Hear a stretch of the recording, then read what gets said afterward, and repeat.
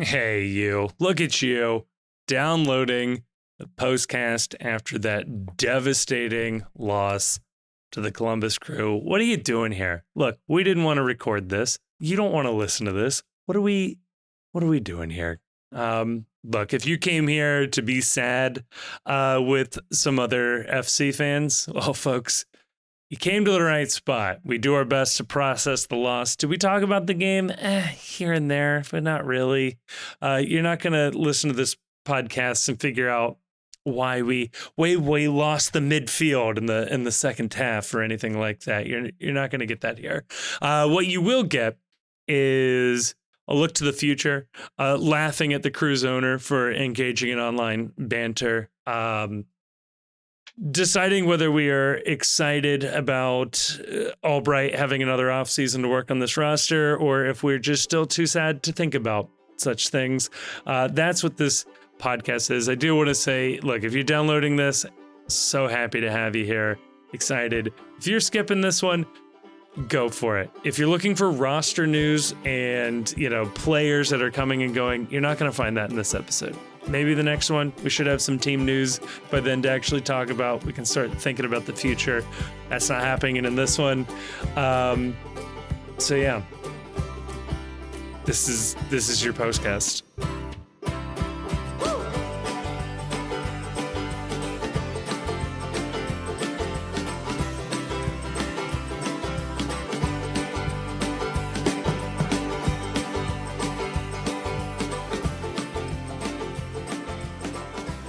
Joining me to talk about that and hopefully something else, joined by the Chief, joined by Grayson. Chief, how are we feeling tonight?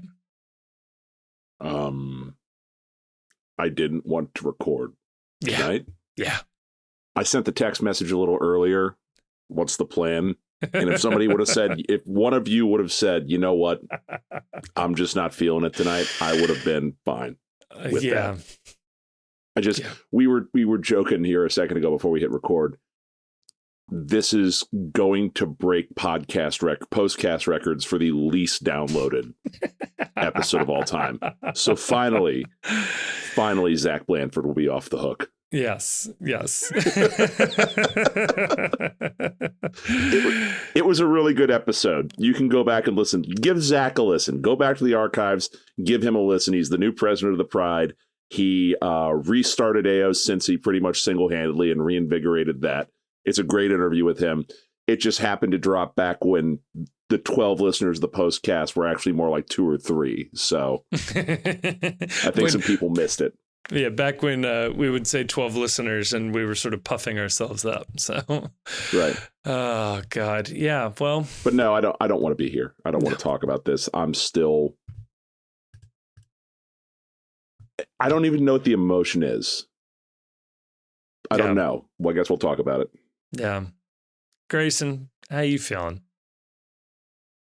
I'll be honest with you, like, I was feeling basically nothing as Columbus was scoring late in the game. Yeah. Because I had already like mentally prepared myself for that kind of outcome. And like I've seen it enough times to this point that like it's like it's like there's like climbers. Did you ever watch like was the guy Free Solo? Yeah. So you know how they do like a test of his brain, and they're like, oh, he's like nothing gives him like any kind of thrill, right? Like he gets no reaction from like any kind of activity except for like dangling himself without a rope like over 2,000 feet in the air and just holding on by like his pinky. Yeah, it's kind of how I am with the FC at this point. Like, you need to be dangling from TQL Stadium to feel anything. Yeah, I mean, like if I was gonna, get, overly emotional in person over something like this at this point in time, like I don't have the constitution to watch this team anymore. Like, I don't know. Like, this stuff's gonna happen. Stuff has happened. Um, it sucked, for sure. Man, but at this point, like, I guess I'm at a point where the one thing I am dreading is like going to work tomorrow because, like a lot of folks, like I'm kind of known in my office as like being a fan of the team, You're the FC guy in the and office. people are going to want to talk to me about it. Yeah. Yeah, I don't want to do that. Yeah. I don't want to talk about it. I don't want to I try to explain to somebody that it's, hey, you remember how you felt when Jeremy Hill fumbled that football? That's me today. And that's going to be me for a while. Yeah. Like Grayson, I walked into this game. So like I had thought I'd reached a zen before the game, expecting to lose, because I really do blame you for this, Kevin, incidentally. That you said something, I think it was on Sunday's episode or 2 episodes ago, where you said the storyline would be going out of this game that even in your best year, you still couldn't beat us. The second I thought it, I realized it was real. As soon as it came out of your mouth, I knew in the fucking pit of my soul that was going to happen. Yeah. That storyline is too perfectly Cincinnati, and specifically too perfectly FC Cincinnati to not be true. And so when Columbus started scoring in this game, the second they scored that first goal, it was done. Like, there was nothing. I wasn't angry. I was just sort of like, there was this sort of defeated sense, and this sense of impending doom, this sense of impending dread. And yeah, I wasn't mad. I was just bummed. Like, it was just a bummer. I can't describe it. Like, I know sometimes over the past we've lost, and like I've wanted to rage, I've wanted to break things, I've wanted to fight people walking out of the stadium. And this one, it was just this overwhelming bummer that this otherwise great season is marred by a terrible loss at the end that A, I think was incredibly preventable, and B, that the lasting memory of this season, where this team has done so much, has won so much, the lasting memory that I'm going to have of this season is walking out of TQL Stadium while they're setting up a stage on the field for the Columbus Crew to celebrate in our stadium, on our field. And it shifts the narrative for me of this entire year away from, this was a historically great season for FC Cincinnati, which is still objectively true on a point sense. Yeah. It shifts the narrative to, this was a great team that was marred by a complete and total inability to win pressure games. That when the lights got the brightest on this team, they folded like a cheap suit.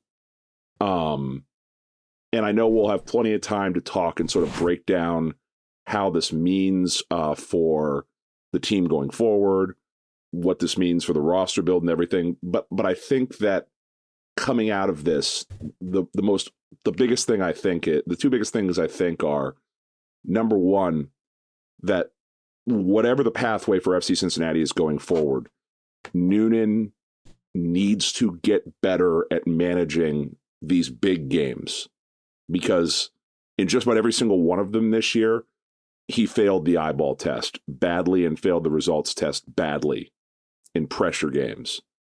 And number two, I know we fought about this on the Discord a little bit today. Some people did. I've joined in. I can't care about this rivalry any longer, because it's not a rivalry. In order for it to be a rivalry, you've got to win. And like, there is no amount of winning that this team can do that will overcome them coming into our building taking our lunch money in the biggest game in club history. Like they're going to have to, it's going to take a really, really long time for the scales to balance on this. And I just don't care. Like it's, until we get competitive in this, it's just not even worth getting fired up about anymore, I don't think. I would say that, I don't know that the scales will ever balance in my mind, but, if we get the better of them in like one season, their fans are going to start freaking out. Yeah. Because, I guess like I grew like my kind of heyday as an Ohio State football fan has been dominance over Michigan. Like not knowing anything other than dominance over Michigan. Right. And, they've had a bad run against Michigan. And like, I question whether like Ryan Day should even like show his face outside. Right. Right. They were like a hair's breadth away from right. from winning a national championship last year. But so like, yeah, I mean, they're going to start freaking out. And, they're among the most annoying fans in MLS. And they're annoying in a particular way in that every single one of them is a friendless loser. Yeah. And they are just desperate for attention. And of course they're scolds, because that's why they don't have friends, is that they are scolds. I mean, I think about that article that we read in the Soccer Blog Book Club about the guy who lost his job over like Save the Crew, maybe? Well, it was like somebody at his work asked him about the Crew moving to Austin. Oh yeah. And he apparently did something like so, antisocial. He got that so he emotional. lost his job. Yeah. And like, that's all of them. I haven't seen one of them say something like genuinely funny online. I haven't seen one of them make an interesting comment. They just show up to get muted. Yeah. And I don't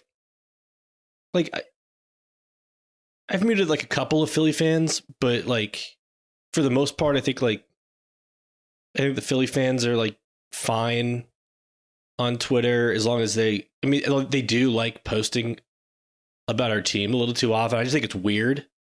Like I think these fans that are posting about like other teams and replying to like other teams like Twitter characters and other teams Twitter posts is like a weird ass thing to do. But like Nashville, Columbus, and St. Louis have the by far most humorless and most embarrassing group of people. And they will start freaking out. And these are the same people who tried to punch Greg Berhalter. Way before Giorena did. Before the rest of American soccer was ready to throw. It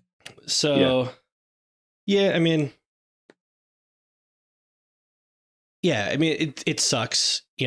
They took this one from us.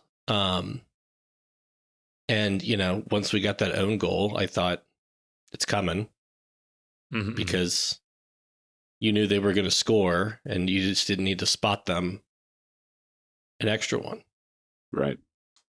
No, it's just, for me, it's the idea that no matter what happens in this rivalry going forward, there will be video footage of black and yellow confetti at TQL Stadium and them dancing in front of the away fans. And like there's nothing that FC Cincinnati can do to undo that footage, to undo like what they took from us this year. And not like, there was unjustified. They came in to TQL Stadium and they were the better team for all 120 of the minutes last night. Well, our players got to do that to Red Bulls fans like 4 times in one game.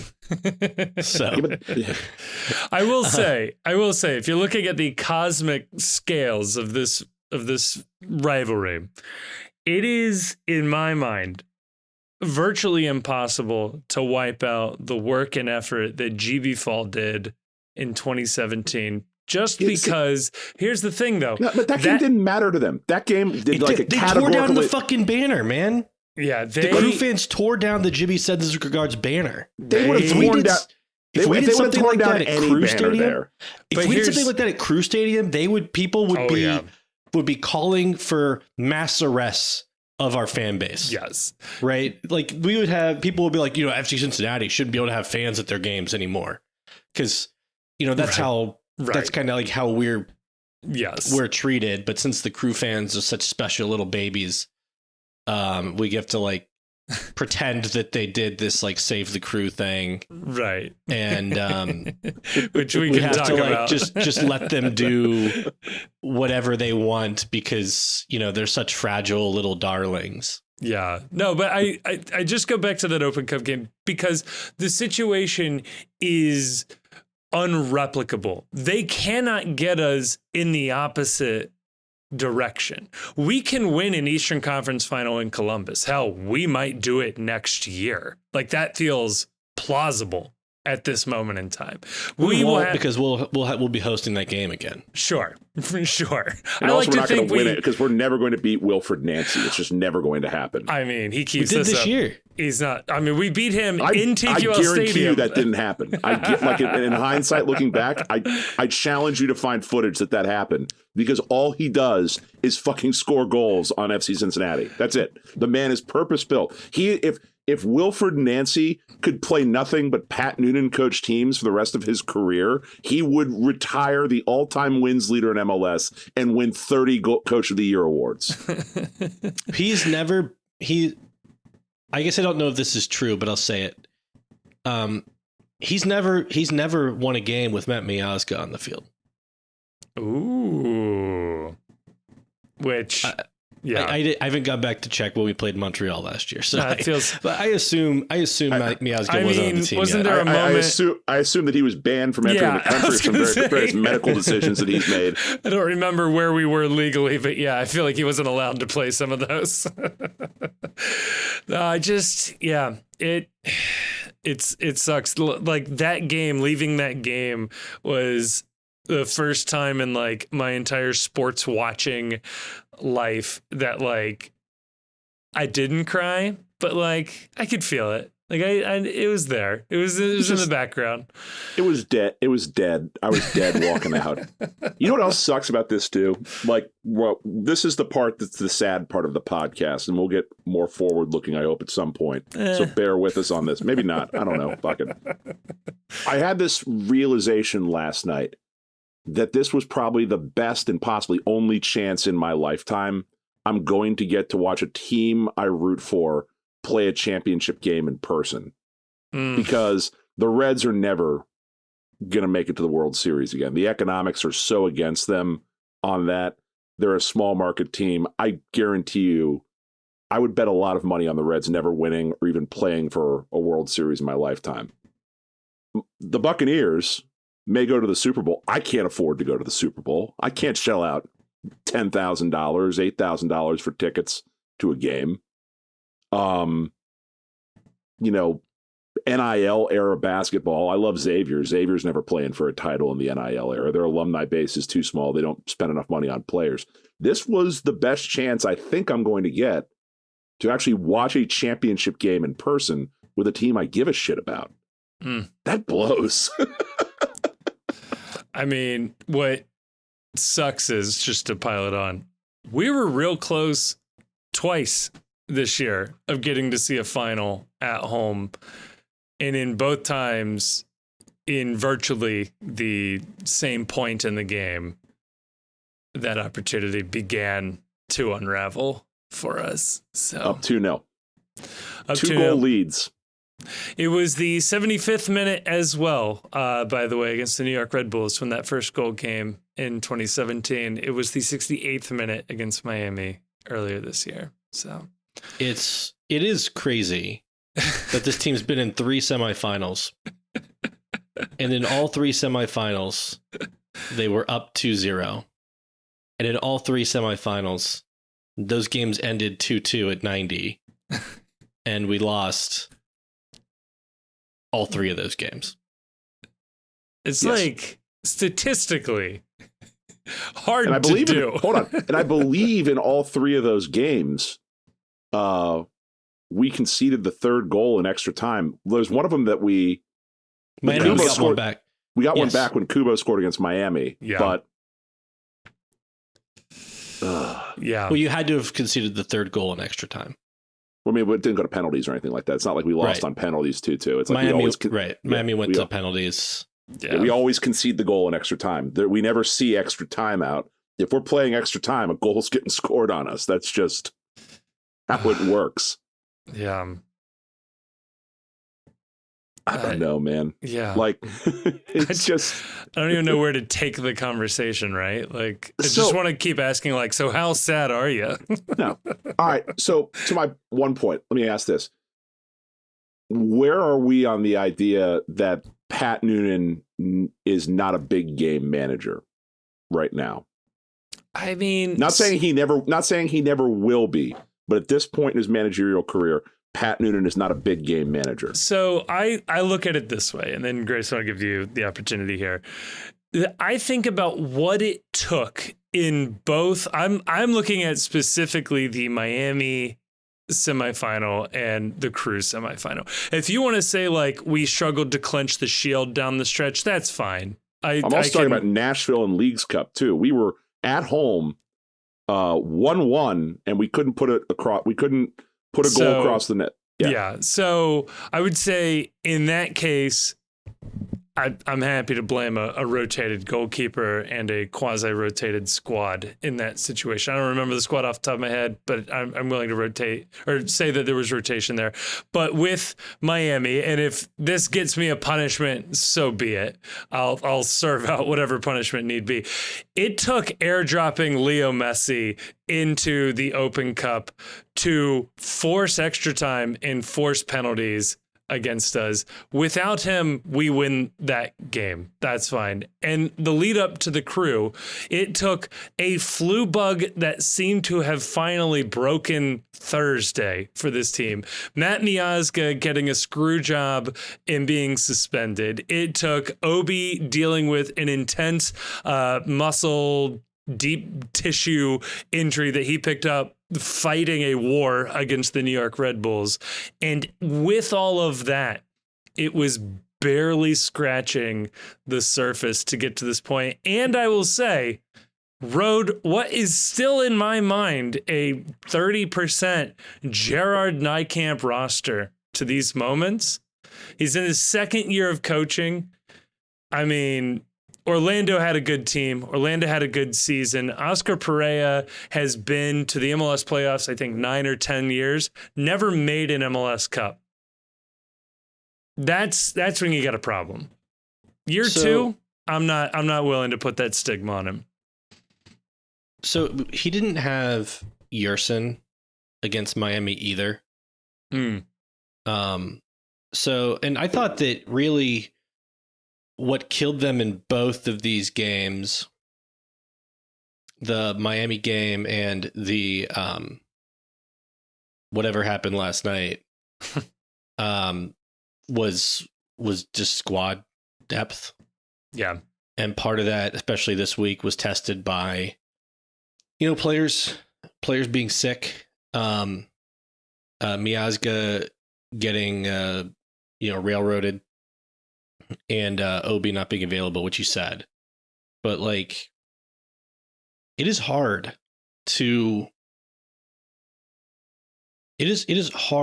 win a semifinal game with 2 of your top 3 highest paid players on your MLS team being functionally unavailable.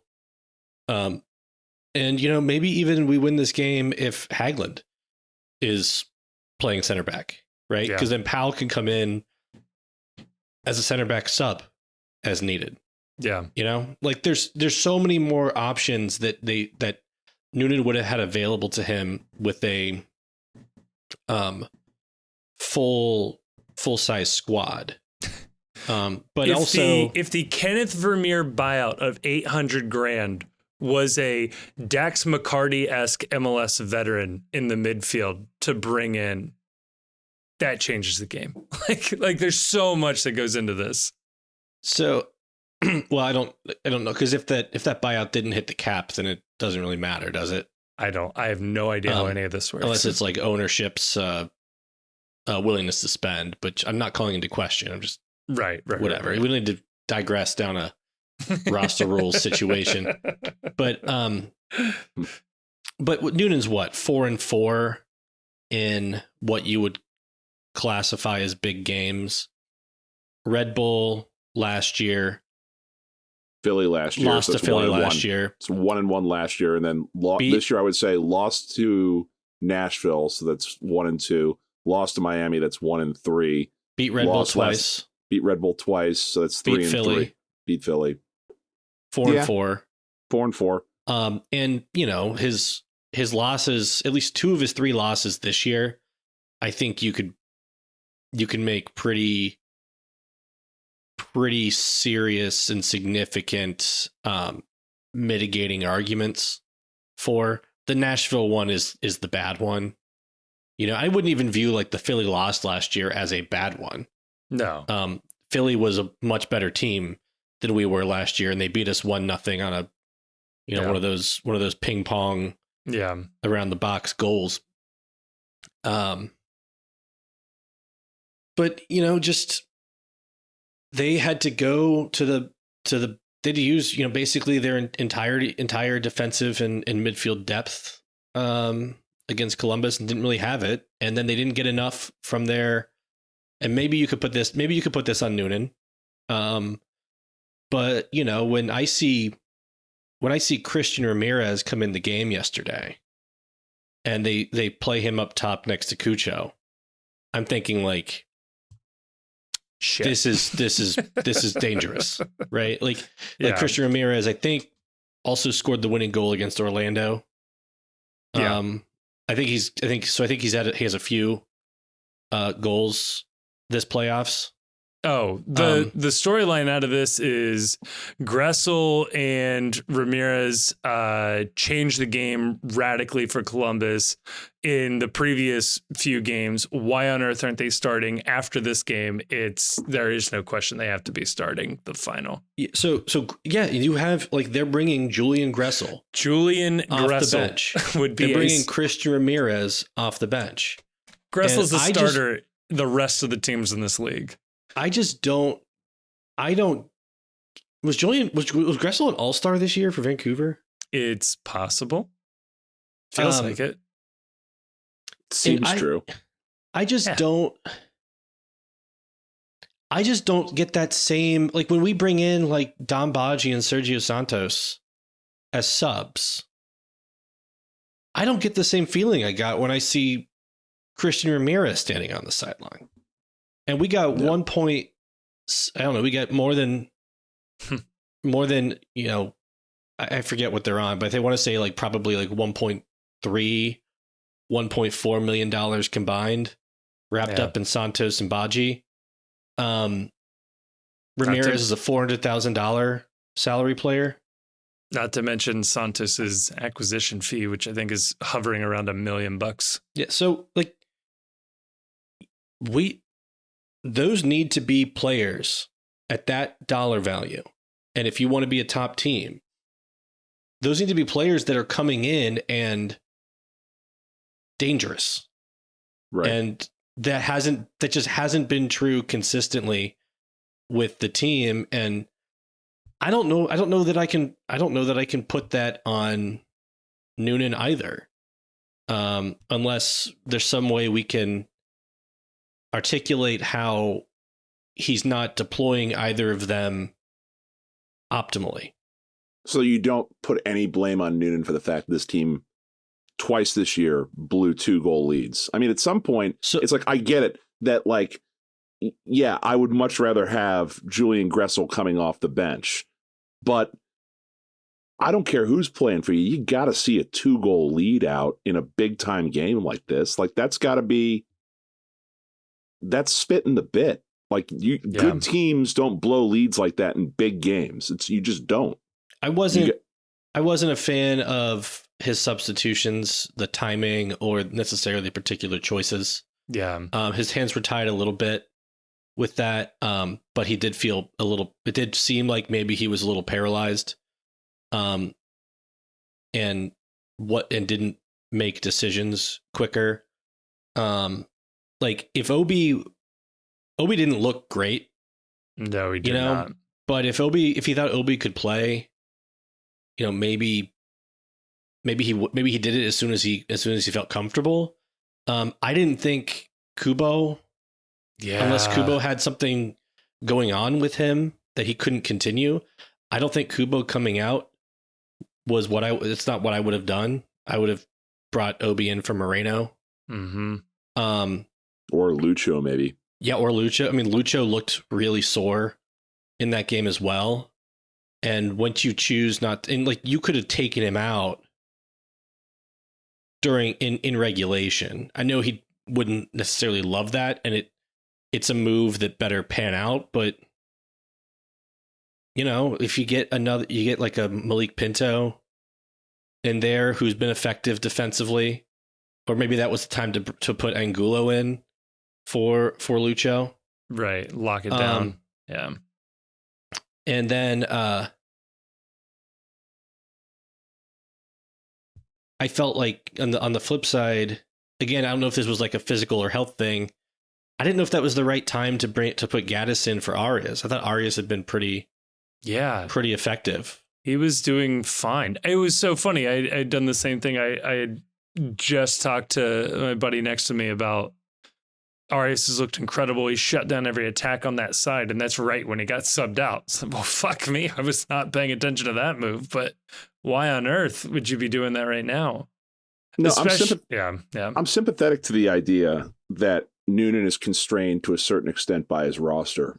And I don't think that absolves him. I think that, like, in these moments, the narrative to me now is that, he needs to be better. The team needs to be better prepared for a lot of these scenarios. Like, I don't know what they prepare for or how they train, but this team could stand maybe a few more practices on how to kill a game off, how to be a little more cynical with what they're doing, a little more effective in time wasting. Like, I don't think they engaged any time wasting in this game up 2 goals. They looked like they were pressing for a third, which it turned out they would have needed. But I think they could have done a better job employing some of the cynicism that's been used against us effectively in order to see the game out. Did it feel like to you guys that Chapman was a little too aggressive with like hurrying things along way early in the game? He did. It felt like Roman doesn't, like, the ball's like a shot's gone wide. Roman doesn't even have the ball yet for the goal kick, and he's already like, blowing his whistle and yelling at him to hurry up. It may have been difficult given that even before, like, way earlier than you normally see it, the ref was that? I said I was going to say, if there was a way an official could influence a match where there wouldn't be a review for a bad call or accusations that the whistle was a little heavy, starting the games faster, making sure that you can't work a lead like that and work the clock like that. That would be an interesting way to try and influence the match a little bit. Yeah. And the fouls were way out of balance, but it's hard to. We were defending so much. Like, they had so much of the ball in this game. The stats certainly bore that out, but watching the game, nothing felt egregious, right? Like, it all made sense, as it were. Yeah, or it was like kind of just like normal levels of frustration with calls. Right. I think that the point to overall that you guys are making, and I think it's accurate, is it's interesting too. So objectively, this was a very good team this year, and they played very well. But there is a difference, I think, between having a roster that is regular season good and a roster that is championship good. And to some of that, it's to Grayson's point. It's that you look down the bench for FC Cincinnati in this game, and it is a lot of serviceable players, but there is no one on the bench that is capable of changing a game. They just didn't have anyone there. You're talking about a combination of older players like Ray Gaddis, serviceable league hands like Alvis Powell, and a lot of very young players like Marco Angulo, Malik Pinto, Brett Halsey, guys where you are hoping that those players will develop into something better. But right now, Marco Angulo is a below average MLS player. Malik Pinto is a below average MLS player. Brett Halsey is a below average MLS player. And then up top, it's been two signings where I think Dom Badji is an effective thing to have. He can spot start if needed, but he's not going to come in and immediately be threatening. I think the Santos experiment has been a failure. That dream you had of a player coming in and using his speed as a weapon to gash opposing teams late in games on tired legs, it just has never materialized. And I think part of that is the fact that there are 5 subs now, and it's exponentially harder to get a team that is fatigued like you would see back in the day when you only had 3 subs and you always held one for injury reasons or whatever, and you could run at guys with a little bit of pace. So I think the takeaway is twofold for me on this. It's that we're fortunate that Albright and Noonan are here. We're fortunate that they're on long deals, I think. But the offseason has to be a little bit of soul searching for Pat Noonan on, I need to get better at managing teams in these big moments. And the offseason needs to be a little bit of soul searching for Chris Albright too, is that he has a tremendous amount of work to do with the actual starting 11 on this team, with a lot of players that probably aren't going to be here next year. But if this team wants to win a championship, the bench players simply need to be more dynamic than they are, because there is just not a lot of dynamism on the bench. Yeah. Yeah. And I do think that ultimately, and I think it's premature for, like, I think it's premature to tar Noonan with any kind of reputation or label of a big time coach or not big time coach or big game coach. But I think it's premature too. I'm just saying that the narrative is starting to form at this point. He's also only in his second year. Right. But I get your point as well, though, that it's like, this is how these are steps, right, that would occur on the way to that narrative forming down the line. If he was that coach, would it look any different up to this point? No. Right. Yeah. If he was like, Eagles Andy Reid, right. It would look basically, like this. And I'm not. Here, if I may, let me put, if I can try to tip his win-loss to the positive for one, I will argue that the Chivas game in Leagues Cup was virtually a must-win, given the result of the SKC game. The 3-game group essentially meant that a win was the only way getting out of that group. And they passed that test with flying colors against, on paper, an incredibly formidable opponent with a much higher wage bill than us. So if I could try to massage the numbers here, I might say he's 5-4. In the interest of leaving Pat on the positive side of the ledger, we will not point out that he has a losing record in Hell is Real matches. Nope, but there's no need to single that out. As I've said, it's not really a rivalry. It's not a rivalry because we never fucking win. Yeah. So, but I think, this is, and unfortunately, when this is not going to be fair right?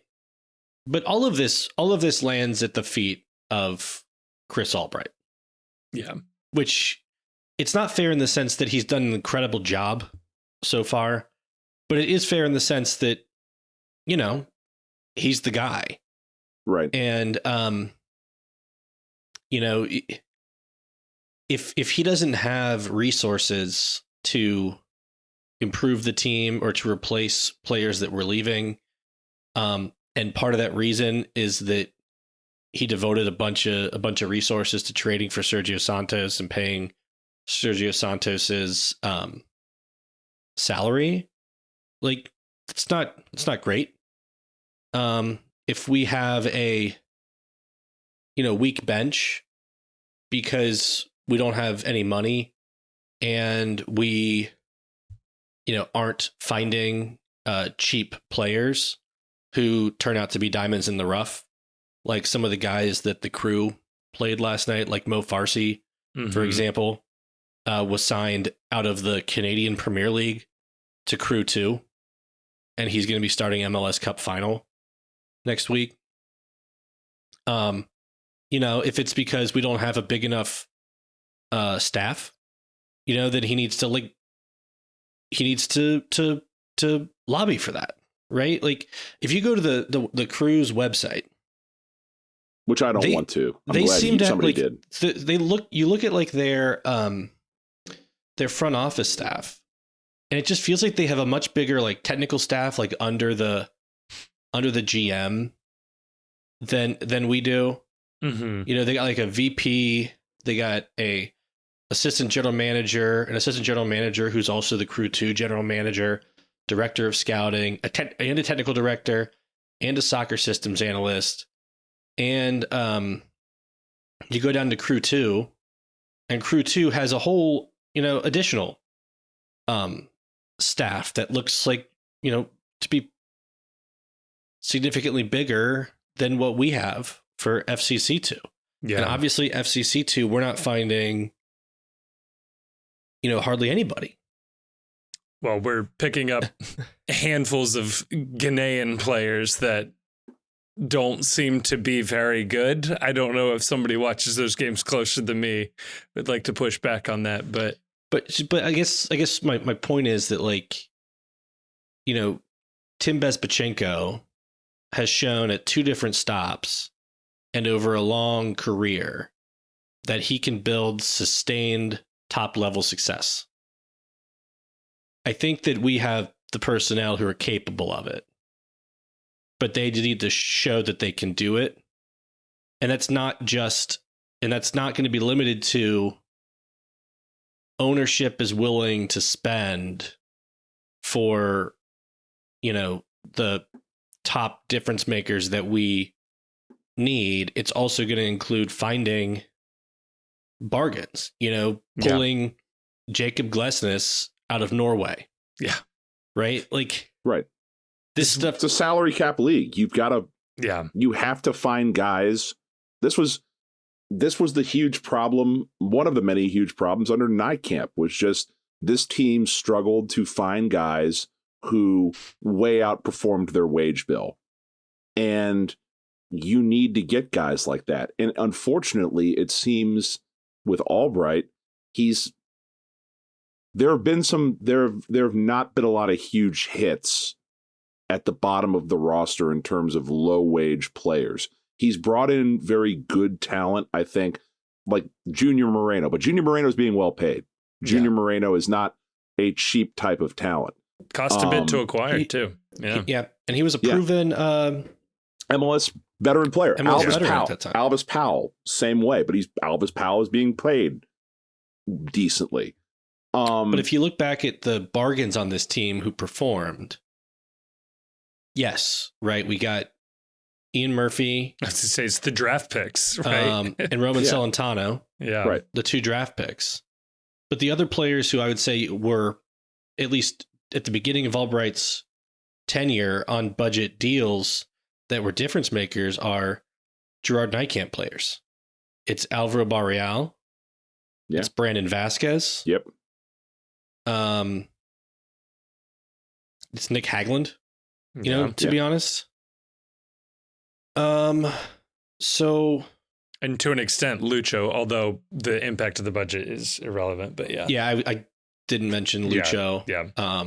For I think obvious reasons, but all of those guys also got pay raises under Albright, so it changes things. And like, there's just, and I don't want to dog the guy because I think I don't think we're dogging him. No, I really don't. Not this guy specifically. It's not Albright. I don't want to dog the player, but they brought in Marco Angulo on the U22 spot, and there's a lot going on with Angulo. He's young. It's his first year in the country. We said around this time last year, because I think they acquired him in December of last year, I want to say. It was around this time. May have been as early as November, but yeah. You know, we said around this time last year that, hey, you have got to be patient in his first year. It's a developmental year. But if you were hoping that he would proceed faster and offer this team more, there were moments where I thought Angulo played well this year, but on the whole, he really never seriously challenged Junior Moreno for playing time, I don't think, outside of a few bright spots here and there.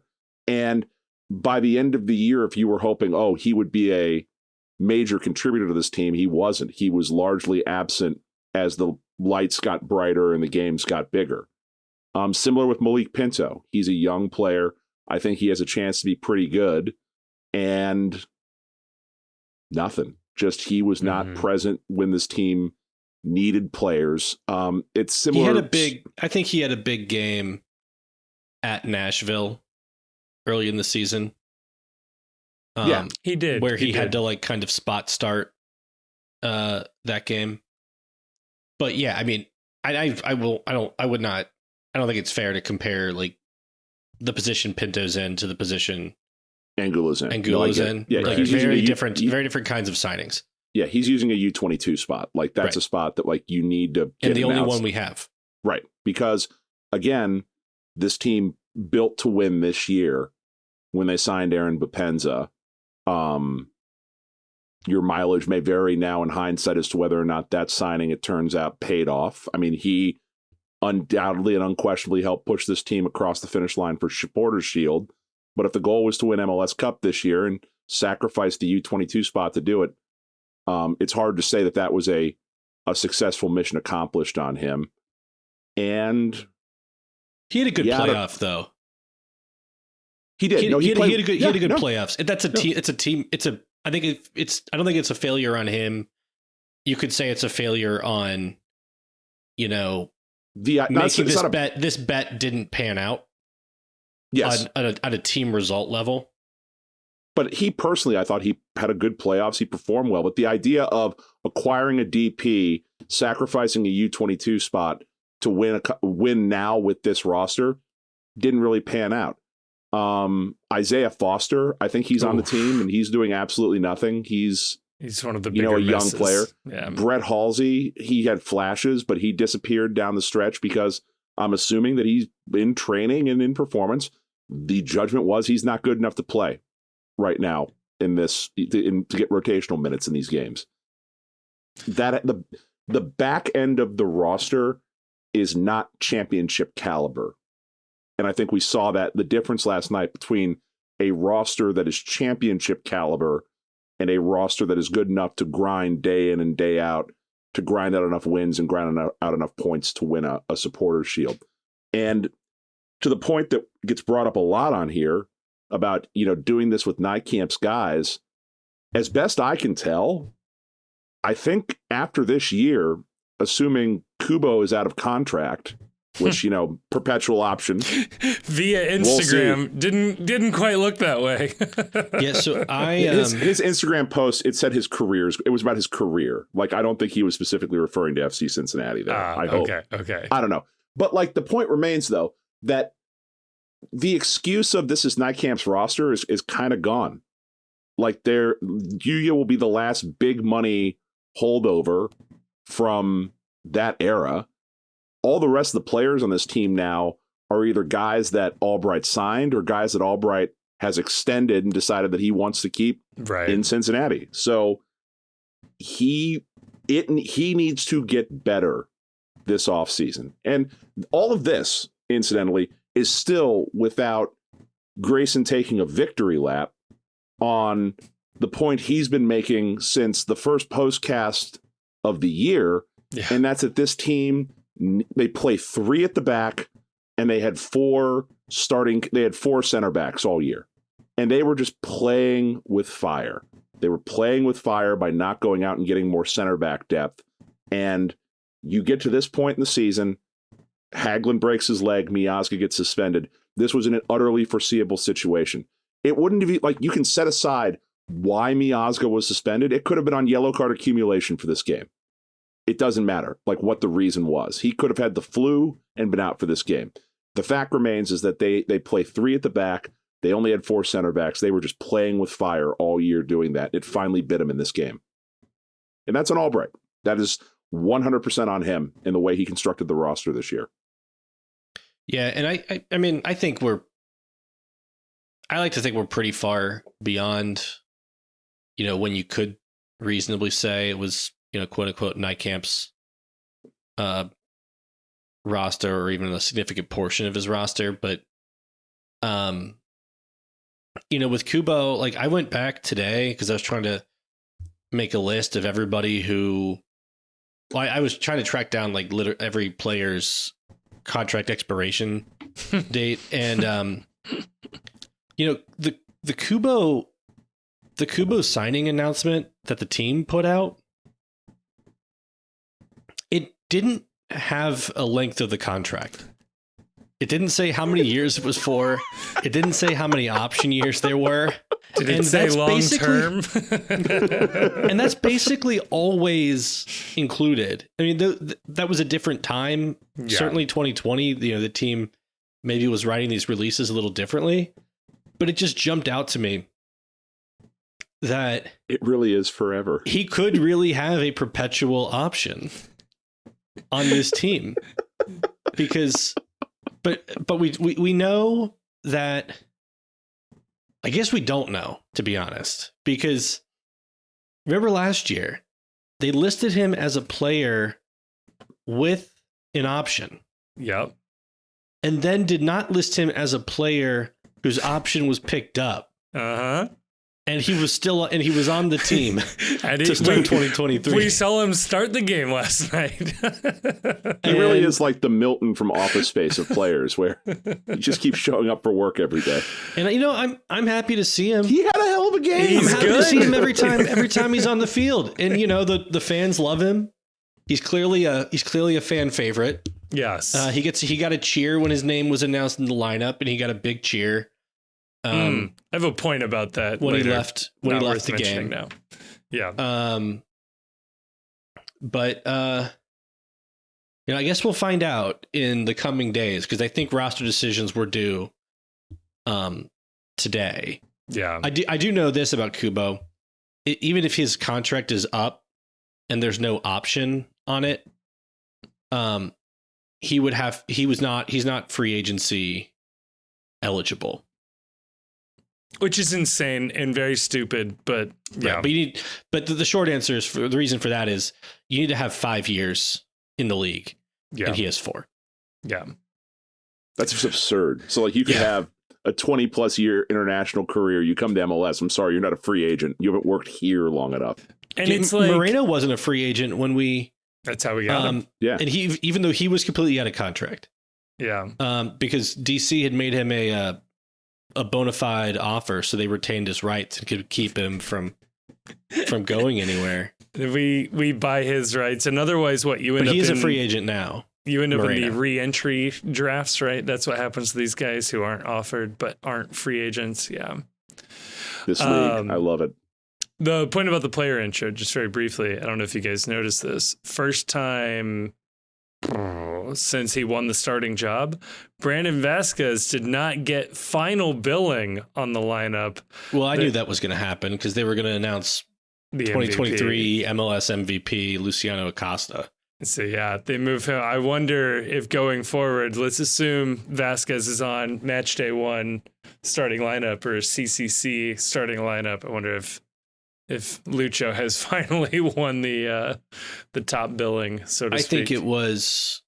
My prediction is that it was a one-time thing because maybe they would do it at the MLS Cup final as well had we made it, but I think next year they probably just revert to go back to the order. Get back to the regular order. I always assumed they did it because it was like you got a nice big pop with Brandon Vasquez. He was a fan favorite, even though Bupenza and before him Brenner were like the DP strikers and should be getting top billing in this case. Yeah. Oh, that was fun. Yeah. It did have a very introducing the King and King's Landing kind of. There were many titles that were revealed for Red prior. First of his name, lead goal, winning of best goal scorer, slayer of the 4 dragons of Targaryen. We really could come up with it with the goal of the year, the MVP, the MLS All-Star, the MLS Best 11, soon to be newly minted American citizen. Let's see it. So yeah, I guess here's a question for you guys, because obviously the game sucked and everything sucked there. You know, the worst part of this loss is that I spent an hour and a half of my life listening to the Massive Report. And why? That was a mistake. Absolutely Why would you do nothing. That's a sicko. That's a sicko move. That is a sicko move. I will not be making that mistake again. Let me tell you, that was awful. No, I guess, Chief, next season we have the CONCACAF Champions Cup, we got Leagues Cup, we have MLS, we have Open Cup.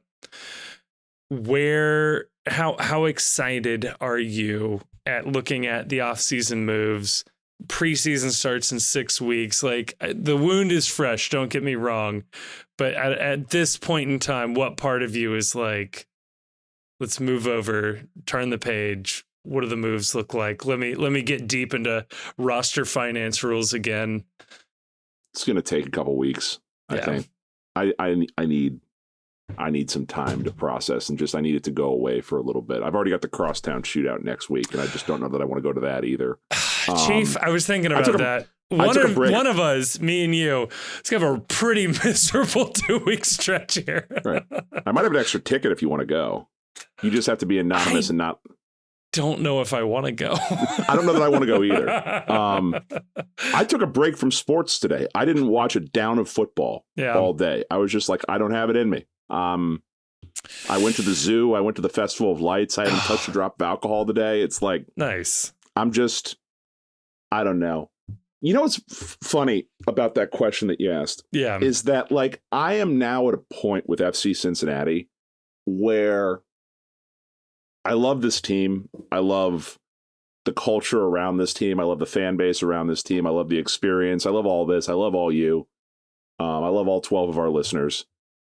But in 11. terms of 11, well, only 2 of them are listening to this piece of shit. I'm now at a point with the team where it's kind of a put up or shut up. You got to win a cup, man. You got to put a star on the badge. I'm not interested in the Shield. I'm not interested in the Open Cup. I'm not interested in the Leagues Cup. I'm not interested in CONCACAF Champions League. I don't care. Win a fucking trophy. Put a star on the badge. They didn't do it in USL. We had to have this debate about, they won the regular season award. Come back. We've got more winning to do.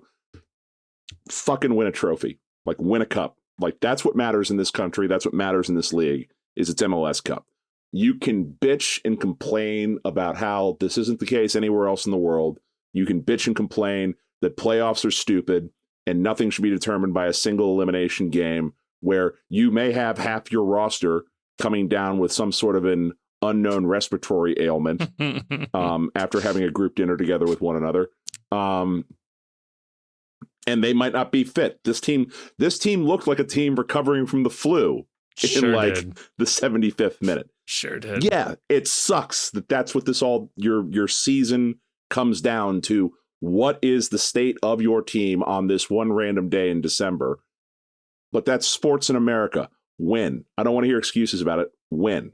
And I don't care about any of that other shit. I don't care about it. This team needs to put a star on the badge. If that makes me a bad fan and that makes me bad at soccer, I don't care. That's just where I'm at right now as we sit here recording this the day after. I will forever die on the hill that the Supporters Shield is the better trophy, even if we win MLS Cup next year. No, see, here's the problem: is you say that right now, and now for the first time, I understand how horridly coped that sounds. That we just got the shit beat out of us in MLS Cup by our rivals who danced on our graves. And it's like, well, actually, the Supporters Shield is a better measure of greatness than no. Look, that doesn't work today. If you want to measure our greatness compared to Columbus Crew as of December 2nd, sure, we failed that test. Who was the better team in 2023? We were. And I can point to 30 some odd games to prove that point. It just feels worse because it happened last. Yeah. It's all it is.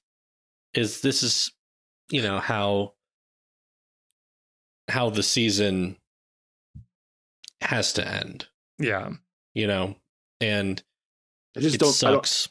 I mean, I hate it. I do want to win MLS Cup, obviously. Yeah, right. I also want to win Open Cup. I also want to win Champions League.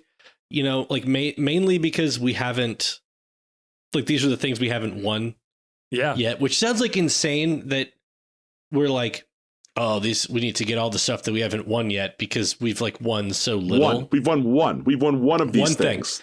We've won one thing. But and hey, I would let's not try to win it. No, I would trade it this second to be playing an MLS Cup and hosting MLS Cup next week. I would not. I would rather win MLS Cup than win a quad next year in those other trophies, because none of those other trophies put a fucking star on the badge. It doesn't get your name up there on the MLS champions. That's all I care about now. That's where we need to go with this. That's the brass ring. I say, and they lord that over us forever if we don't. They're win MLS that. Cup champions. Yeah, MLS champions was us. Yeah, we won the league. We're the league winners. See, here's the problem: is MLS Cup is not born out of Americanism, which, sure, to some tiny extent, the fact that we do it is, but it's from the fact that the league started with 10 teams and had fewer than 16 teams for the overwhelming majority of its history. That you essentially had to do that with the geography and the unbalanced schedules. That was kind of sort of the only way to do a league champion. In 2008, the Supporters Shield doesn't matter as much as MLS Cup champion. When there's 30 teams in the league and everybody can play each other, that's it. That's the deciding factor. So it never will be. It's America. America is the land of the single elimination tournament. That's how we decide everything in sports in this country. I don't care about the balanced schedule argument. I don't either. At all. Because obviously the MLS playoffs are even less balanced than right. Because not only do you not play everybody, but you don't even play every NYCFC, when they won MLS Cup, they didn't even play Philly. They played whoever Philly could sign up to show up for them. Right. When their team got COVID. Right. And you don't win the Supporter Shield, because Philly misses a game because of COVID one week. Right. But also it's a league with parity. It's a salary cap. Every team is basically the same. Right. You don't need to play both. You don't need to play all of Orlando, Philly, and New York Red Bulls, to have a balanced schedule. There's 4 different kinds of teams in Major League Soccer. Everybody plays examples of all 4 of those. Right. So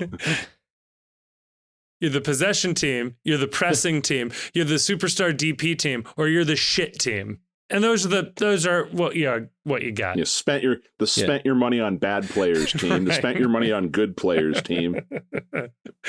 Spent your money on young players team. Spent your money on old players team. It's just that's basic. That's a much better breakdown right there.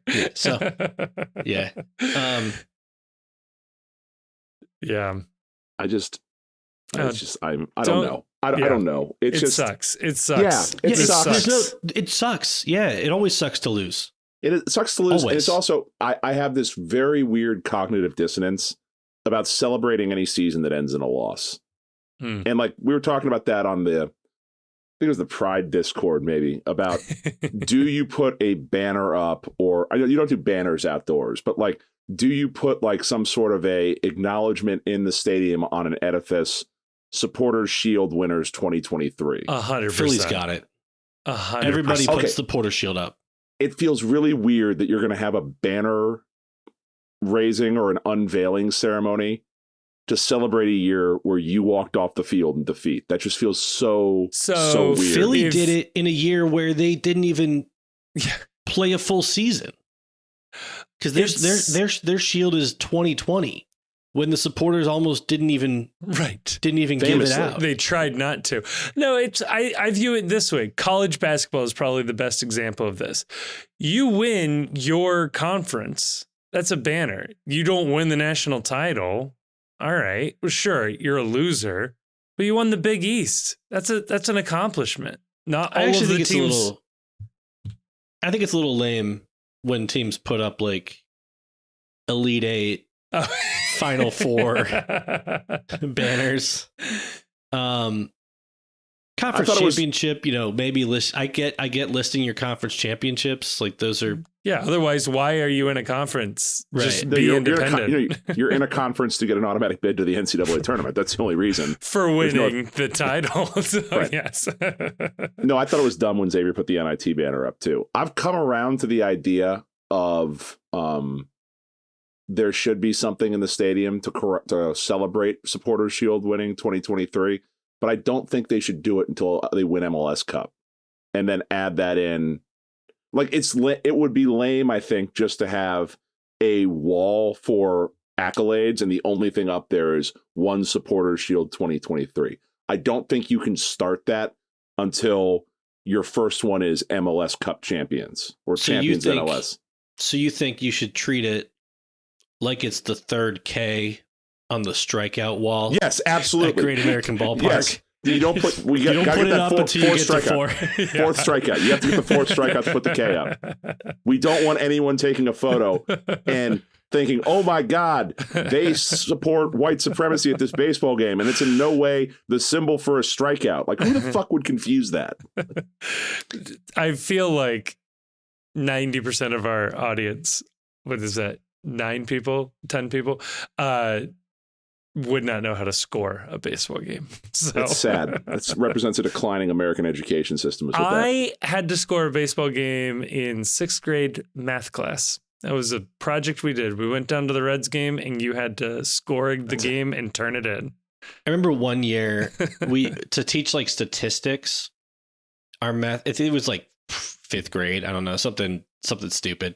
But to teach like basic statistics, we did like a baseball game where like everybody brought like cards, like baseball cards in, and you built like a 9-man like roster, and you ran like probabilities, right, based on like what the numbers were for that season. And there was a player I found in my card collection named I want to say his name was like Jamie Cork. And he had a season where he had one at bat and he hit a home run. His OPS of 4,000 for that. So once every 9 guys of mine home run. Just got a free home run. That's great. I bet there is, Chief, as you said, there's got to be a list.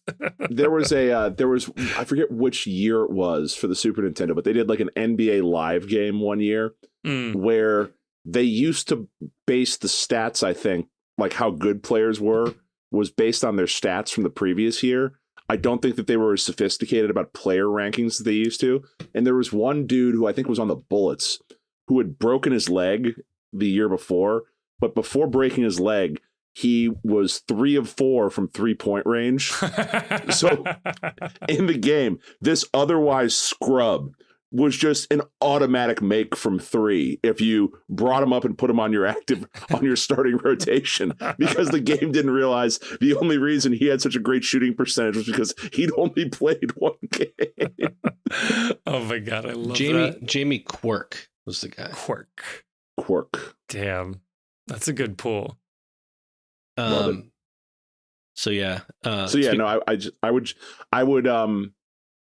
wait, and then you reveal everything after you win it. Having a title wall feels lame if you don't have a title.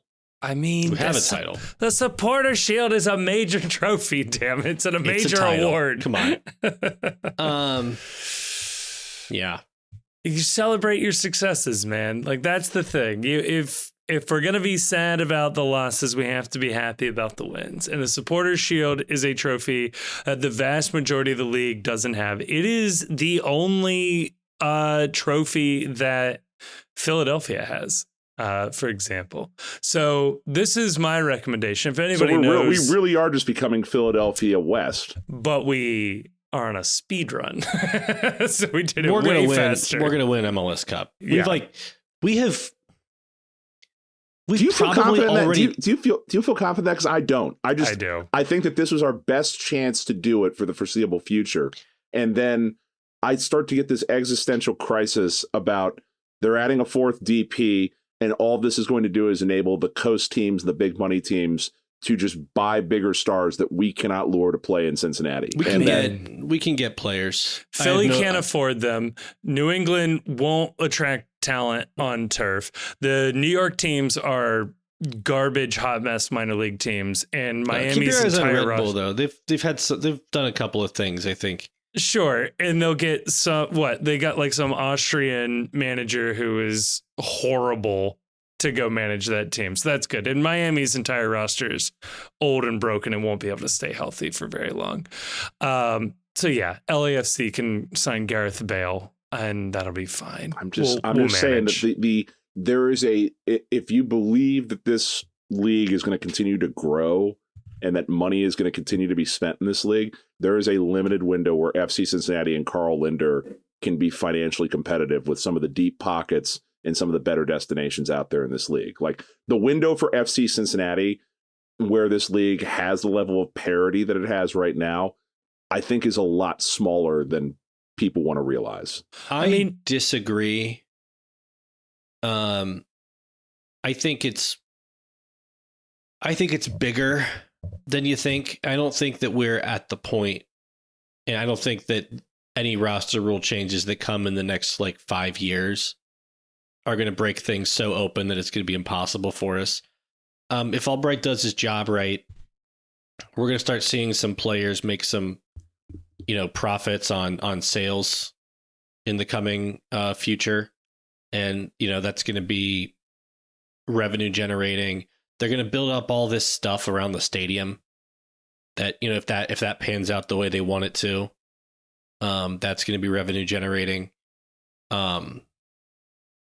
And I think the spend is so low right now that it's just not close to being at the point where our ownership group is going to need to,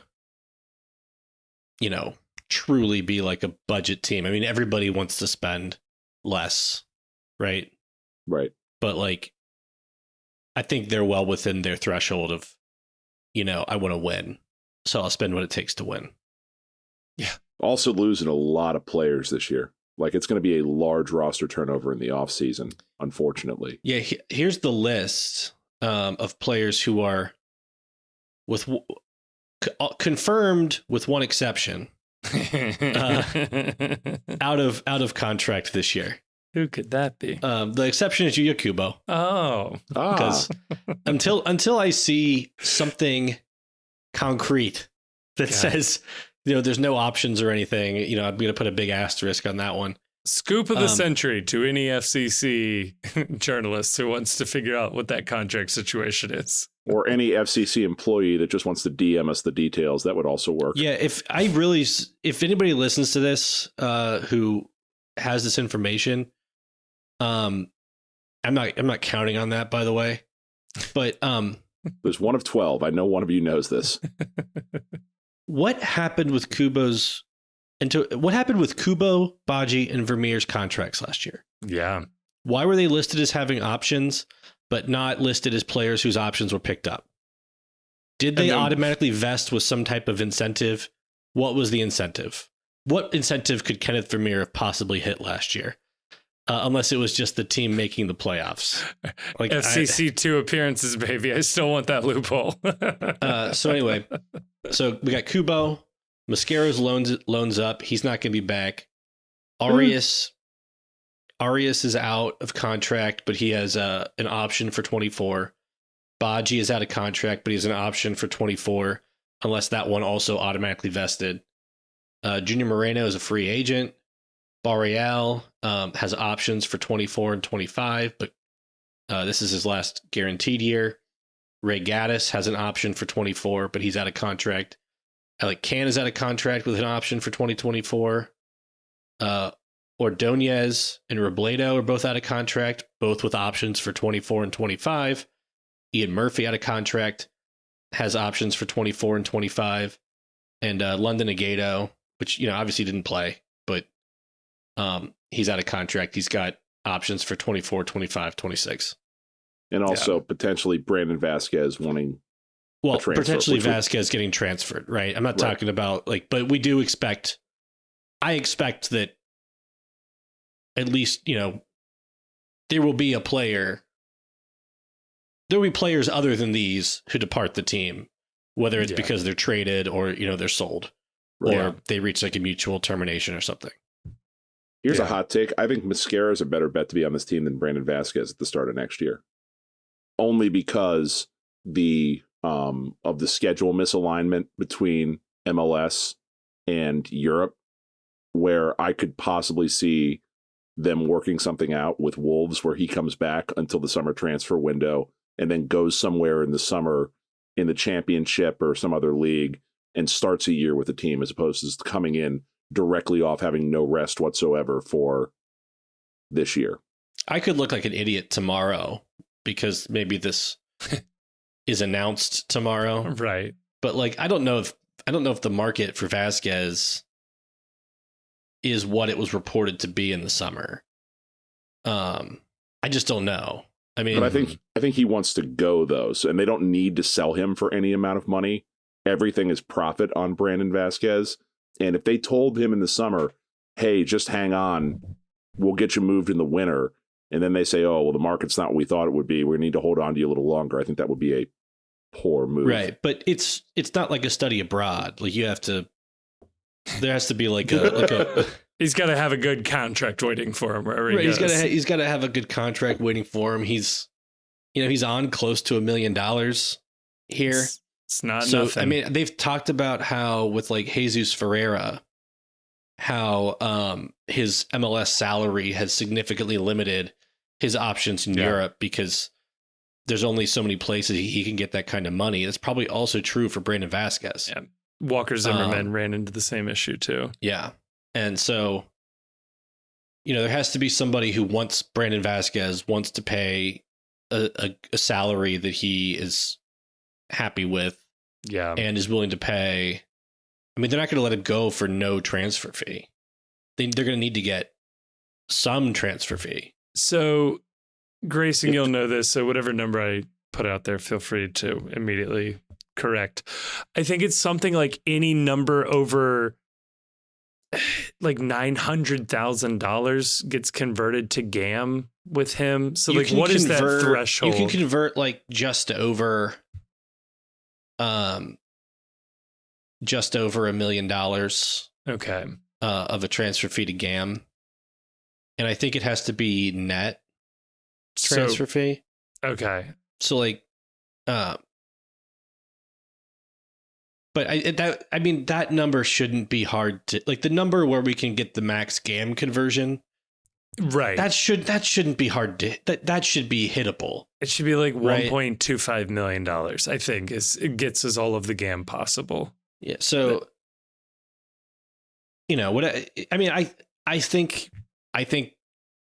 he's likely gone, but it's just there's been a lot of quiet since the summer, and some of those teams that were linked to him are no longer,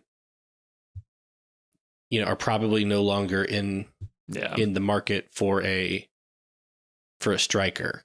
And it being mid-season, our team's looking to buy mid-season. Like the market for Brenner was better in the summer than it was in the winter. Like there was nobody even willing to like pay a fee for him in the winter. You got to hope for like a sign and loan or something like that. But yeah. But I don't want to. Mosquera and Vasquez. We're not going to want to loan Vasquez. We're going to want to sell his contract. Right.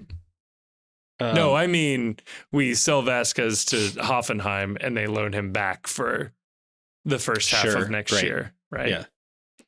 And I think all the reporting out of, and I would love to have Mosquera back for even half a season. But all the reporting out of Wolves is that they're really happy with the way that the loan went, and they think it may be time to test him in the championship. Right. I just think that the odds of that move being made, I think that there's at least some possibility that waits till August as opposed to a mid-season move when, you're looking to make sure that wherever he loans to is somebody that actually wants to play him. And sometimes that can be difficult with players stepping up a league in the winter, where a lot of the teams that are buying for the immediacy as opposed to buying to set their roster up or set, like, I don't know. A lot of the transfers in the wintertime we're addressing a team need, and how many players are going to be interested? How many teams are going to be interested in adding a player like a Yerson Mosquera, who it's okay, he's stepping up in weight class if we're addressing a team need? I don't know. That's going to be interesting. Maybe a championship team fighting off relegation, right? That would be a good, hey, we need a center back. This guy did pretty good in MLS, and Wolves get to see what he looks like under pressure. So I don't want this to go too much further. I think this has already gone long enough. We're going to talk about the fact that the owner of the Columbus Crew decided to get into the online banter this week. We need to. Let's end on this. Let's end on a high note. Wait, before we move on. Oh, please. Okay, because this is a low note. I was trying to find a headline about the game. Oh no. And I went on BroadwayWorld.com. Yeah. And they saw us at our low moment, huh? It seemed like the website was down or something. No. And all there was like the words Lucho Manelli, and then the following text. Maybe next time we'll be lucky. Maybe next time's our day. Maybe next time, for the first time, the team won't wither away. We will hold the lead. We'll win a cup at last. Not a loser anymore, like the last time and the time before. Everybody loves a winner. Nobody loves the FC. Knifey Lions, fighting Garys, want to change what they be. Well, all the odds are in our favor. Something's bound to begin. It's going to happen. Happen sometime. Maybe next time we'll win. Because Jeff Birding says we're winners. But just maybe, not just yet. With Chris Albright and Pat Noonan, it feels like a good bet. Well, the odds are in our favor. But I guess next season. It's got to happen sometime. Maybe next time. Maybe next time we'll win. Damn. Maybe next time. Damn. I mean, look, they hit the nail on the head, didn't they? whether they meant to or not. Yeah. So it looks like we're not gonna get any more headlines from Broadway World. Damn. They shut down the site. Shut down the site. I mean, it's a hell of a one to go out on.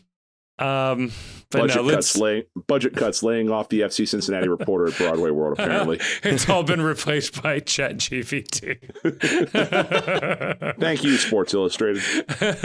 We may have to do Broadway World headlines brought to you by ChatGPT in the future, which could be amusing in and of itself. Chief, I don't know if you saw this one.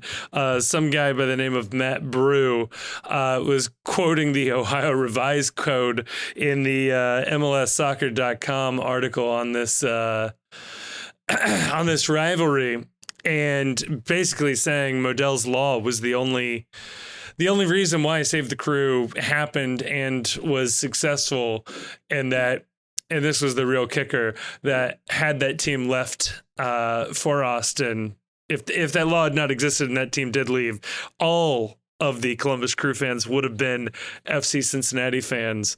I thought it did bait a particular notable Crew fan. I don't know if you want to pick it up from here. Yeah. So apparently the owner of the Columbus Crew's got a little bit of rabbit ears here and decided to weigh in on this controversy involving who actually saved the Crew. And I guess we just got to read this conversation or this tweet in its entirety, because please let me tell you something. It's gold. From Dr. Pete Edwards. He has the quote right there, and it says, "Me and a million members of the Columbus Crew family would beg to differ."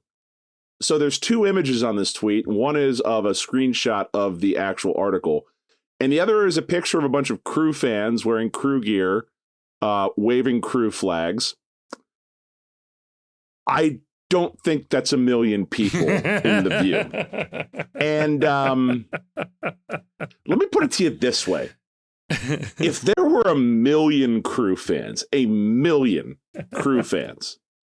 this league would not be on Apple TV. This league would have gotten a deal through legacy media because a million people were watching Columbus Crew games. That only must mean that tens of millions of people watch these games in bigger cities. And I don't think the Crew have ever played a game outside of maybe MLS Cup that a million people watched. Also, what are you doing as a sports owner? Can you imagine Mike Brown getting on Twitter? He'd have to be told what Twitter was, and he would have to get his flip phone to replace with an iPhone. But can you imagine Mike Brown getting online and debating with Steelers fans? Why does the owner of a soccer team, first of all, why does the owner of a soccer team care what one FC Cincinnati fan says? People can just say, I don't know if this is a secret. People can just say stuff. If Alexi Lawless tweets something, you don't have to care about that. People can just do whatever it's neat. They can just say stuff, right? Yeah. And you don't have to the fact that it went said doesn't mean you've somehow suffered an injury. Or that you have to respond. You have to respond to it. Yeah. It's and also this is him responding to this Matt Brew character. That's a Rorschach, you're locked in here with me situation, right? This is George Bernard Shaw's quote: "Never wrestle with pigs. You both get dirty and the pig likes it." Hey. Damn.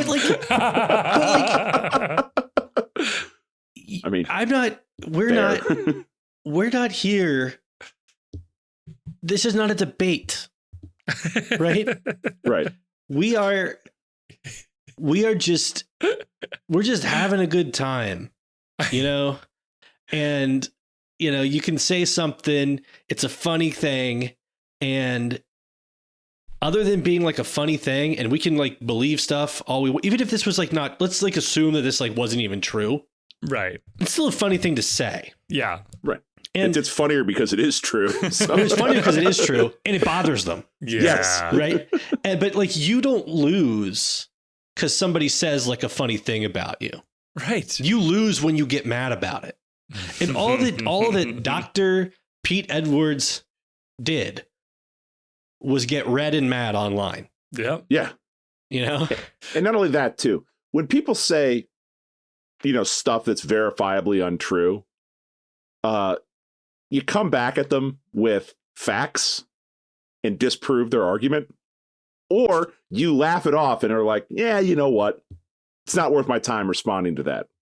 When somebody says something that's untrue, the move is not to argue with that person. That person either knows it's not true and said it anyway, or, they're like dumb or crazy or something, and you can't fix any of that. Right. Right. If there's any move, it's to like talk to other people. Right. The bottom line, though, is that reading that response and then reading the responses of all the other Crew fans, that hit a nerve. Oh, yes, and it did.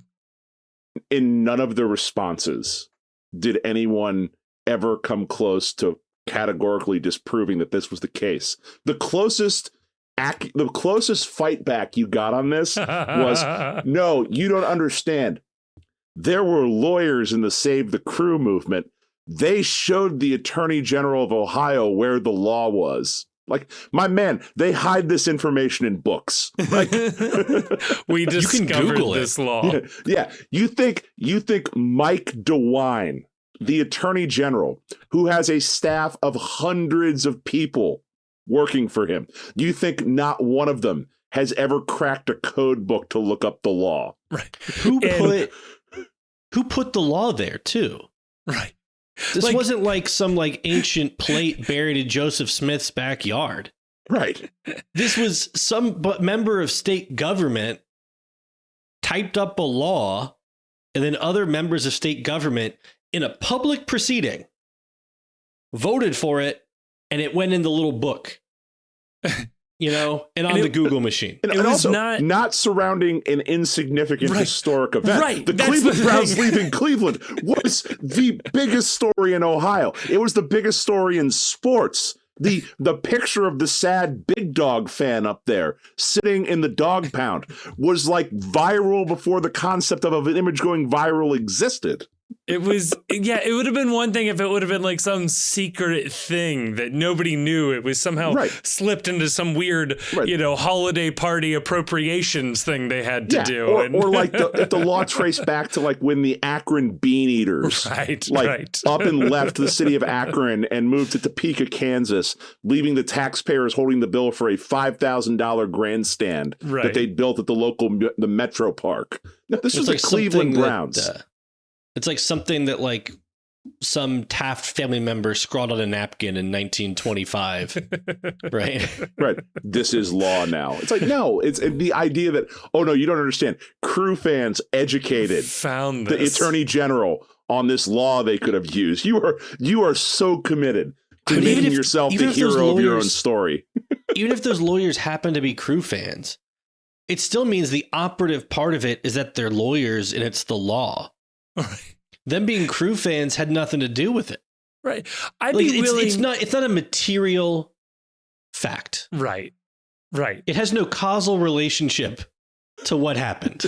A school teacher. They might have also been like, they might have also been like, fans of Seinfeld. Right. Or like fans of, they might have been furries. Right. They probably were. I feel confident in saying, like, in the first handful of reports of the Crew to Austin movement, there would have been speculation of it's unclear how Medell's law will play into, like, it's so obvious that, like, it would have been immediately a part of the speculation. But no, the fact that Dr. Pete Edwards felt the need to defend the honor of Save the Crew, I mean, doth protest too much. You've essentially proved the point there. And it's fucking bold to say 1 million fans and then to tweet a photo of maybe 200 people. Surely you would go with a larger crowd. Like the full stadium. Full where stadium at the very would have least been you could be perfect. like, you know what? There were many more people that couldn't get tickets to this event Right. that were trying to get in. It's like, no, you have like a bunch of people gathered at the town square. And you know, if a relationship of these attorneys to the crew had any bearing on the outcome, I would wager it was less that they were like fans of the crew and more that like they did legal work for the crew or the crew's ownership group. And they were like, oh shit, I'm going to lose my job. our client's going to move to Texas. How do we stop this? We got a way to, oh shit, Ohio's got a thing for this. Yeah, did you see that? Ohio's got a keep me getting paid law. Right. Yeah, Anthony Precourt wants us to start researching Ohio Revised Code 967. Have you guys ever heard of this before? I just looked it up and it says about sports teams moving. What? They knew we were doing this. The calls coming from inside the building. Jesus. Pat Brennan wrote an article about this too. Yeah. It will never not be funny. And I'm upset in hindsight that they also won the game even more because Man. your owner getting triggered and your fan base getting triggered by your founding mythos or your central organizing mythos being unraveled. It was like, telling them they had that Santa Claus isn't real is what like that was right there. It really was. Doesn't it help? So, it doesn't make you feel better though that like, that they're bothered like about this. They can't like fully enjoy anything because they're genuinely bothered about this. Like I was thinking of, and I'm going to spoil, the TV show, The Americans. Okay.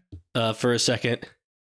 But there's like in the last episode, the two spies, they've been burned. They've been caught by the FBI, but they're like wiggling out to like go on the run. And they're talking to the FBI agent as they're escaping. And as he's leaving, the husband spy says to the FBI agent, he's like, oh, by the way, I think your new wife might be one of us. And then they leave. And it's like, yeah. So now not only did you like get away from this guy, right? And even though, but he may have burned your operation, but you've ruined this guy's life by putting this thought in his head. Right. Oh, Like, yeah. I've done worse than kill you. I've hurt you. Right, I am going to go on hurting you. I really hoped it was translating to like from top to bottom, their organization was fucking rattled about this game. But no, what will bring me great joy that I have to investigate at some later date is whether or not a text message or an email was sent to the league offices about this story and like potentially complaining. That would make things so much better. If the Crew's ownership was attempting to get a story pulled. I mean, from give it a week. MLSsoccer.com. Give it a week, right? I wouldn't be surprised if that story did not have a permanent shelf life on that website. Well, thank you, Pat Brennan, for making sure that this lives in infamy right here and lives on for the rest of days. Because you know what? That you may win the games, you may win the derbies, but you were saved by the Cleveland Browns, not your fan base, which was non-existent, as we all know. 1 million strong. All right. It's tough scenes. It's tough. I don't know, gentlemen. Where are we at? How do we leave this? How do we feel after? Have you guys felt better talking about this? Has this made it any better? It has a little bit. Yeah, I think so. I can talk myself into roster moves Albright now with, I don't know, some more play time. I think there's the ability to build something. I mean, I think of it this way, right? Albright clearly had a plan to like year one. Hey, let's be competitive. If we make the playoffs, great. Like this is going to be a total rebuild gut job. Year two, man, we should be making the playoffs. Let's push for, maybe hosting a game. That would be cool. And then year three, year four, hey, let's be competing for trophies. And in year one, we were a game or two shy from hosting a playoff game. We won a playoff game. In year two, we won the fucking supporter shield. We're knocking on the door of the all-time points record, and we're 2 games away from, playing for all the marbles in the Open Cup and MLS Cup. I mean, if that's where the rebuild is now, bring on years 3 and 4. Like we are so far ahead of schedule, and we're not a quarterback heavy team or league or sport. And so if one guy goes down, it's not the end of the world. So yeah, we can be ahead of schedule, and we can have the faith and trust that Albright that got us to this point will continue on this trajectory. And the next couple of years should be even better. I really hope one of our 12 listeners isn't a Florida State alum, Kevin, because that probably would be a very triggering statement you just made. I am saying, as a Bengals fan, that, wow, the Bengals are ahead of schedule. Burrow's dead. Yeah. But yeah, that's where I'm at with this. I don't know. I think it's okay to be mad. Yeah. I think it's okay to be upset. I think it's okay to, however you need to process this is okay. If you need to process this with cope. If you need to process this with anger, get mad. If you need to process this with crying, sadness, wallowing, wallow. It sucks. This is something that we know far too well in this city. But what's neat is that the ship will launch again here in about 6 to 8 weeks. Because I think I looked, the first possible window for a CONCACAF Champions Cup match is February 2nd to February 6th. Oh my God. So I'm not ready. that is less than 2 months. And I think why I love this team and why I love sports is that there are so few things in my life that make me feel. And I felt dead inside walking out of the stadium, but that's something. You're feeling. Yeah. It's fun to care. And it's if this team does win MLS Cup, it will feel so much better knowing that it's been so shitty along the way. Yeah. Dues have been paid. All right. Dues have been paid. And I would just echo generally what the chief just said. I mean, we are here to validate you guys, your feelings, right? Like your feelings, your expression of your feelings, valid. Okay. You don't have to, let's say, grieve in any way that anybody else approves of. None of it makes you like the right kind of fan or a good fan or a bad fan or whatever. You've done whatever work you need to do to show that, you're a real fan. You've been showing up, you've been following the team, you've been living and dying with the results. There is one thing that I will not validate. It's like, don't DM the players. Oh God, no. Ever. Don't tag them on Twitter. Never, ever tag the player. Don't do that. As long as you're just doing it by yourself or with your friends or in our Discord or another chat group that you might be in. I'm not going to tell you how to fan. You want to cope, you want to cry, you want to shut down, you want to step away for a couple weeks. Hell yeah. Whatever you got to do. We're going to come back strong come February. And will be here for you in the off season. This is true because we're sickos and we continue to podcast through the sad and podcast through the off season. And yeah, and even if we don't come back strong next year, we'll still be here for that too. We've certainly been fans through some pretty lean years. No, this has been a fun season, a sad end, don't get me wrong, but it's been really fun, I'll say, to do the podcast through this season, to see the Discord grow. I mean, we crossed pretty cool milestone just recently with the number of members there. So yeah, like it's been really fun to watch this thing grow, to have this fan base come together, to watch this city like fall in love with this team was a ton of fun. It's what makes this ending so sad and so crushing and so painful. But yeah, I don't know. Thanks. Do. Thanks for being here. And fuck Columbus. Just from the depths of my soul, I say this even knowing that they have danced on our home turf. It just makes me say it louder. Fuck Columbus.